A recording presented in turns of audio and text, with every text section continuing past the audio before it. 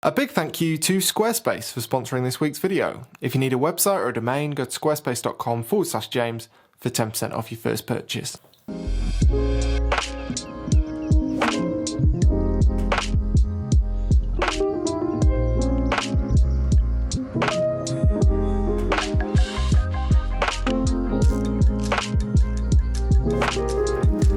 Hello everybody, and welcome back to Scotland and the glorious A82. They don't show this view in the brochures, do they? As you can see, it is super moody here this morning, just at the mouth of, is that the right word? The edge of Glen Etive, and I'm going to do a bike ride, as you might be able to tell by the fact I'm putting on my cycling shoes, and I'm going to try and get 10 good photos. Terrible place to do a video intro.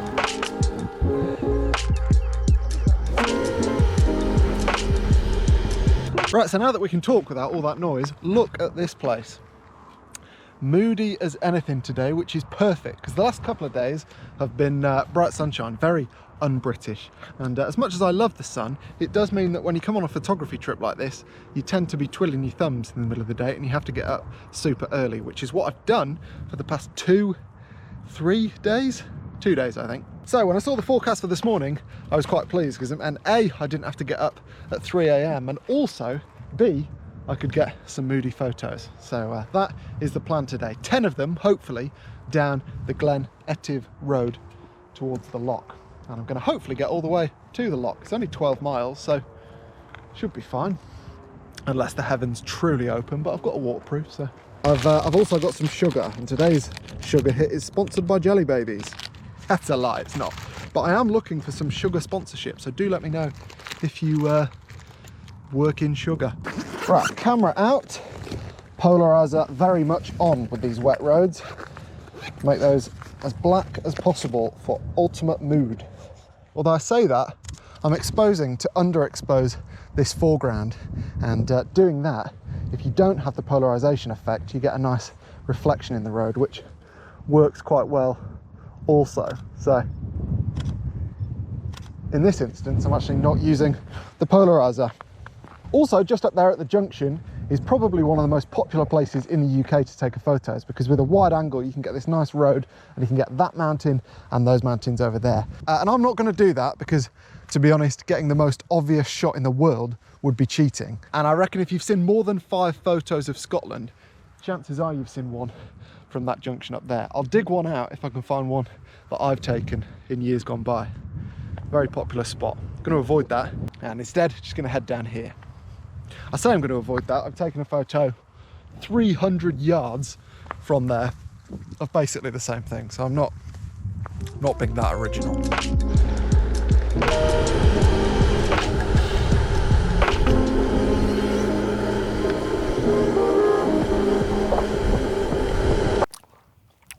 Well, I quite like this one, winding road down the valley.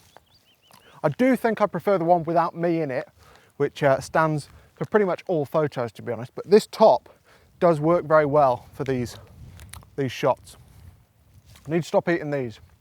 I've eaten more Jelly Babies than I've had water today.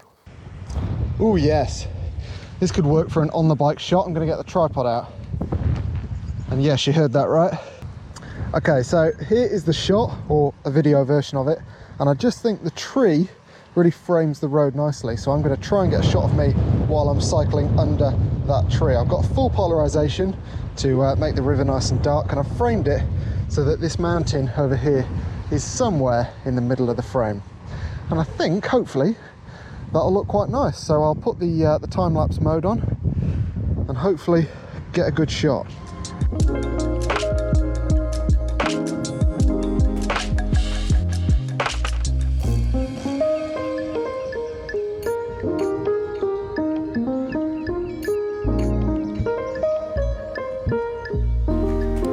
Well, that probably does it for the bike photos, I reckon.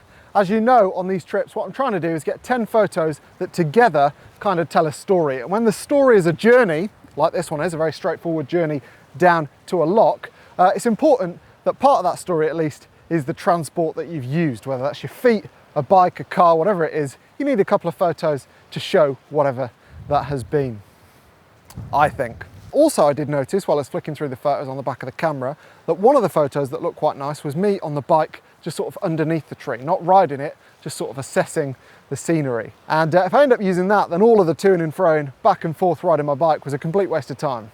That said, I did spend so much time faffing that, as you might be able to tell, the mood is slowly going and being replaced with patches of blue sky, which means I need to hurry up if I want this story to all be relatively moody, which I do. So let's get a move on.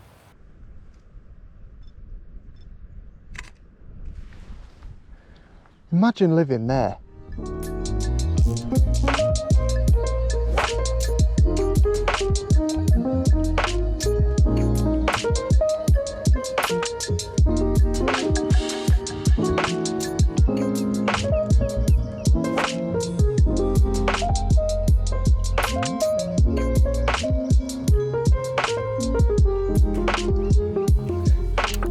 I've just had a quick look at the map, which is a tiny bit soul destroying because I'm only about halfway to the glen. I mean, I'm having a brilliant time, loving it, but I've come downhill a long way. So later is going to be a little bit horrific, I think. Then again, this is the kind of day I dream about when I'm sat at my desk doing emails, so still very pleased to be out. Right, this is just getting silly now. It's impossible to go more than a few hundred yards without stopping. It's going to be dark by the time I get back, and it's summer, and I set off in the morning. F16, try and get everything in focus first, and that's probably fine.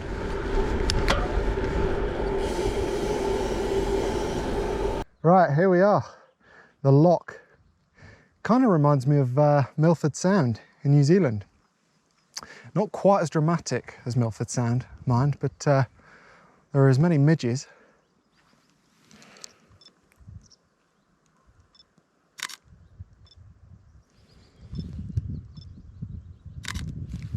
Well, I probably won't be stopping quite as many times on the way back up as I did on the way down, at the risk of this turning into 1,000 photos from. And the point is, it's a curated selection of 10 images, and I don't really want to go through 1,000 images. That said, there is one little stop that I saw on this last little bit that definitely I will stop at. I'll probably need a rest by then anyway. This place is the most ridiculously pretty thing I've ever seen. I'm not joking, everything is a photo opportunity, everything. Madness. Anyway, here we go. Here's where I wanted to stop.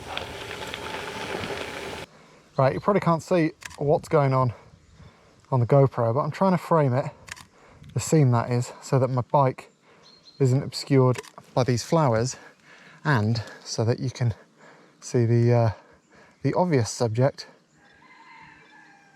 which is the post box. Don't know if this grass is the land of these people. I hope not.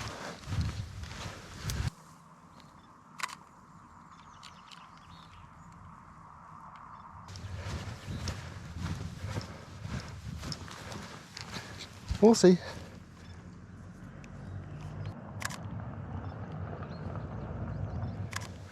That'll do, onwards, because I don't know if I'm trespassing.